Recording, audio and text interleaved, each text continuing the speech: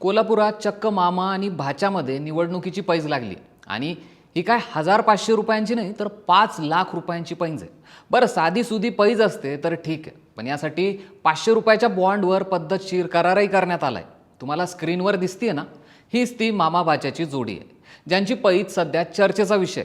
कोल्हापूरच्या हातकणंगले नगरपंचायतीसाठी प्रभाग 10 मधून काँग्रेसकडून सागर शामराव पुजारी तर शिंदे यांच्या सेनेकडून रणजित बिरू धनगर यांनी निवडणूक लढवली आहे. या प्रभागात पाण्यासारखा पैसाही खर्च करण्यात आलाय. यामध्ये बाजी कोण मारणार हा प्रश्न येत्या 2 ते 4 दिवसात सुटेलच, पण त्याआधी दोन्ही मामा भाच्यांनी पैंज लावली आहे. उमेदवार रणजित धनगर यांच्यासाठी अक्षय विश्वास माने यांनी तर सागर पुजारी यांच्यासाठी संताजी लक्ष्मण धनगर यांनीही 5,00,000 रुपयांची पैंज लावली. एक पंच ठरवून त्यांच्यासमोर कॅश दीपाली ठोंबरे या महिलेकडे सोपवण्यात आली आहे.